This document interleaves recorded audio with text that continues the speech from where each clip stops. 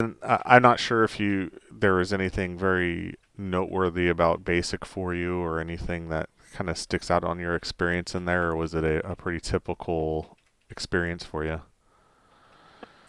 No, it wasn't. I mean, I didn't know what to expect. I never thought I would be joining the service at all. I associated all things with the service with my stepdad and never had a desire whatsoever to join. So, uh, back in the day when I joined, I had the high top and everything Nice. with the little wrap.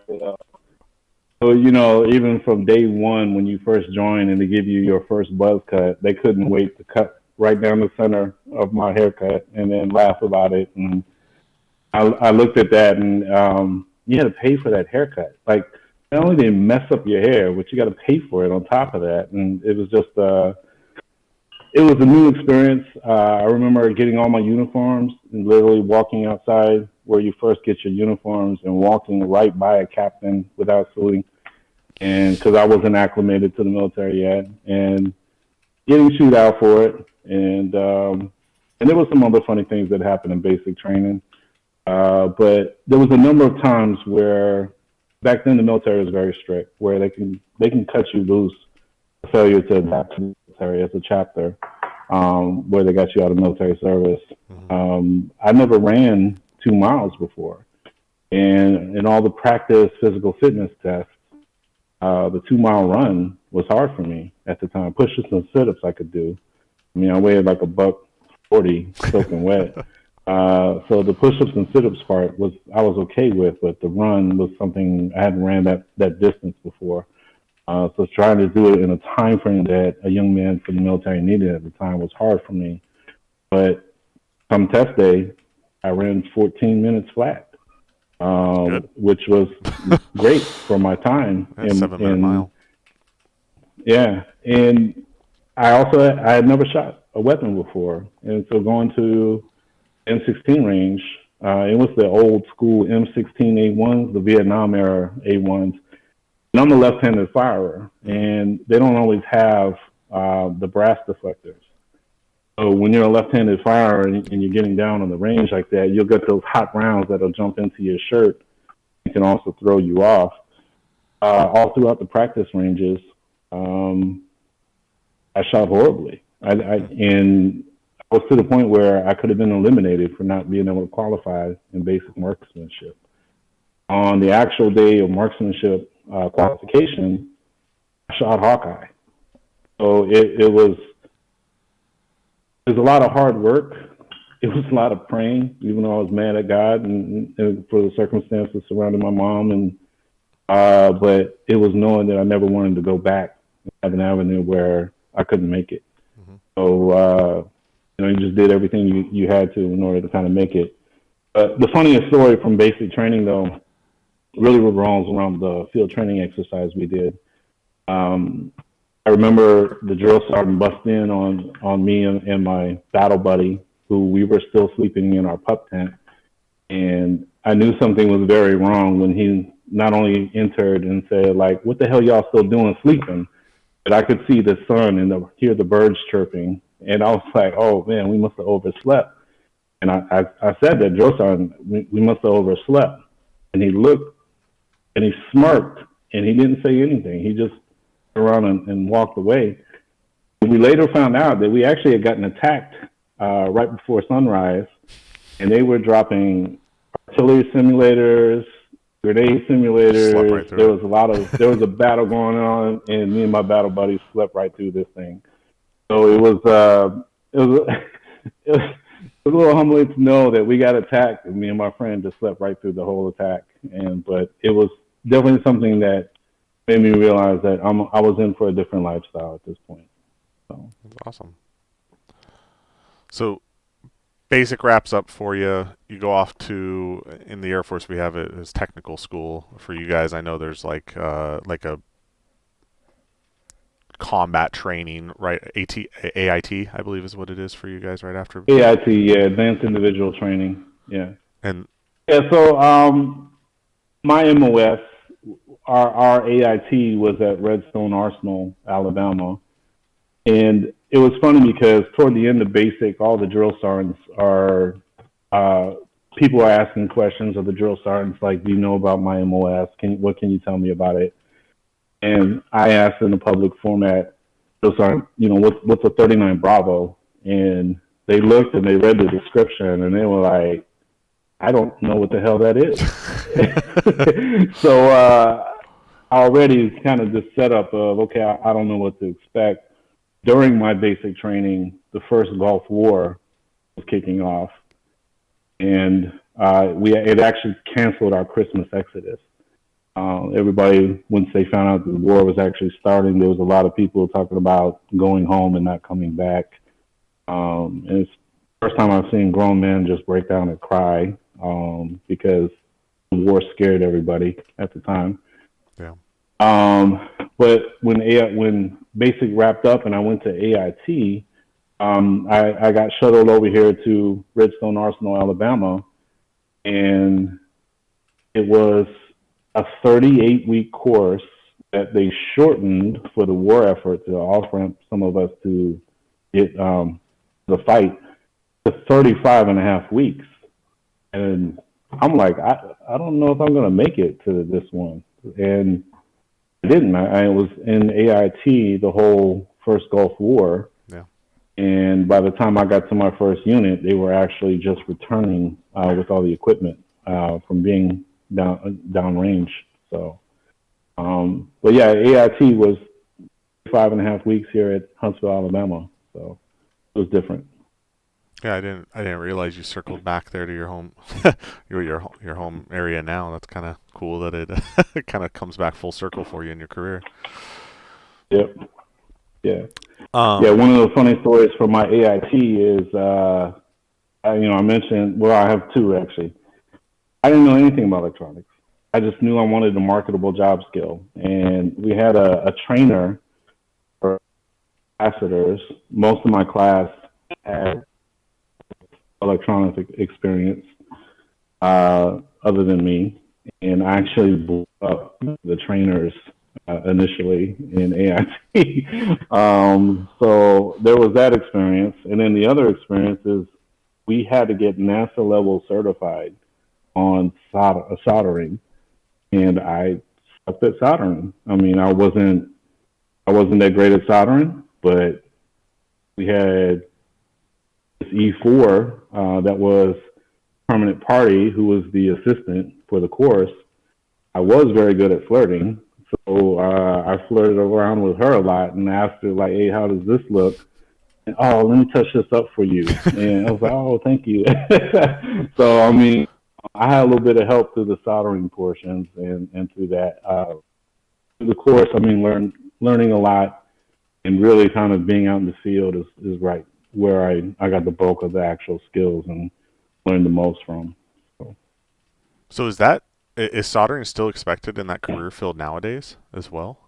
No, back then when I came in, it was a lot of component level repairs we did, and now it's just kind of pluck and chuck. Hey, this card is bad or this module's bad. So we saw a degradation of technician skill set because now they were no longer required to go that deep into the troubleshooting. So, that's yeah. I was just thinking about the quality of replacements. If you have an E2 and an E3 out there soldering something that's going to be going up in a helo later on, it makes me concerned about the times I was in a helicopter and aircraft. Yeah. So yeah, absolutely. So you didn't skip. You missed out on 1991. It sounds like you went in after the Kosovo conflict and all of that as well. So you probably missed out on that. So sounds like your starting enlistment, it was sort of a lot of peacetime type items and that type of rotations in and out for quite a while. I take it. Yeah. So from 1991, they sent me to Germany for my duty station, which, by the way, single man in Germany is probably the best marketing the Army could have did to have me stay longer than 4 years. Germany was very good to a young single man who did not know what his future was going to be. But yeah, it was a lot of peacetime engagements all the way up until I think my first deployment was actually in 2006 to Afghanistan. So a lot of peaceful engagements there, but I still did some travels around. I did a mission in Israel where we essentially took a whole attack battalion that was stationed in Fliegerhurst, Germany, took them to Israel. So it was roughly around um, 16 Apaches that the Air Force helped us load, whether it's in 144s, 141s, or C5. And we deployed them to Israel, stood them back up, and then we rotated all of Germany's attack pilots through so that they can qualify on a live Hellfire range in Israel. And that was in 1992. But everything else after that was pretty much CONUS assignments, low threat, Haiti happening when I was Oh at yeah. Bragg. But again, my enlisted MOS was so specialized that unless the whole Apache battalion was moving out and they needed that level of support, our personnel weren't going to go. So I got held back from a lot of, to volunteer for some of those specific missions because we were a little too specialized in what we did. Right. Well, that's awesome. And so then, when did sort of that conversion happen in your career where you started, obviously you started going to school, like what point did you start pursuing your college degree and your education? Oh, I was horrible with it because I did it at the 20-year mark where Mm. I started this run for. I got stuck in mission kind of mindset where what was happening in the very near term was very important for my command. So as an enlisted, as an NCO, a lot of times you have blinders on for what mission is, and your vision of that mission is very specific, and it's kind of narrow, whether you realize it or not as an NCO.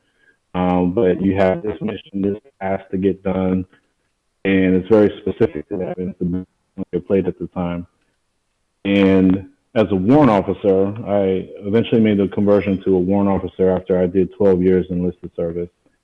You get a wider aperture, but there's this appetite. The tendencies are the same, where you want to jump in, you want to be proactive, handle all the missions that come your way, and just improve your organization. And so I got kind of stuck in the military first rather than me, and I neglected a lot of my education rather than a lot of my college education, military education. I was hitting all my marks, doing them when I was supposed to do them or ahead of when I was supposed to do them. Took those very seriously. Was always in the top of my class or somewhere in the top 10% of my class. But for college education, I waited until I was at the 20-year mark and I had this epiphany moment like, oh my God, like I joined for college money. And here it is. I'm 20 years into this career with no college to speak of other than a couple college courses. So So at the 20-year mark, I pretty much just started a run for my degrees. I started with an associate to get a degree quickly under my belt. And then I turned around and went right out my master's degree. My bachelor's degree. And I had to take a pause for deployment. And then when I came back from that deployment in 2013, 2014 from Afghanistan, I wanted to go somewhere where I can sit and focus on a master's degree without having to worry about deploying. So I requested assignment to the Warrant Officer Career College at Fort Rucker, Alabama, and that's pretty much where I ended my career as well. But was able to do a lot of professional schools while there, and then finish up my college as well. so th- so what year did you become a warrant? I became a warrant in 2002. That's when I actually graduated Warrant Officer Candidate School. So I made it to E6 on the enlisted side. My MOS, my enlisted MOS is balanced, and which means that we didn't have numbers to justify changing jobs, and and they wouldn't promote us. So we were just kind of stuck in the limbo until Big Army decided what to do with that job field. So they couldn't promote us because there wasn't any slots. And they wouldn't let me change jobs. So I saw my career as an NCO kind of going nowhere, and becoming a warrant officer really kind of opened up more avenues for promotion and to maintain an upward trajectory. So for me, I made the decision to become a warrant the end of 2001, got accepted, and then finished all training in July 7th of 2002. And that's when I became a warrant officer. So that's interesting because I actually wasn't aware that you can become a warrant without a degree. So that's kind of cool. Had no idea. I assumed they all had 4 year degrees. So there was like you had to have a minimum of 6 credit hours, and I just barely checked that block. For my prep up for the warrant officer packet, I met the minimum requirement on college education. I So took two so you were classes, got pursuing it. school leading up to it. It's just you weren't like getting serious about your education. You were just kind of taking some courses, got your credit for your school that you went to in the service and things like that. Yeah, Okay, that's yeah, cool. pretty much, so that you can have it on your records, whether you're enlisted or checking the box to become a warrant officer. But yeah.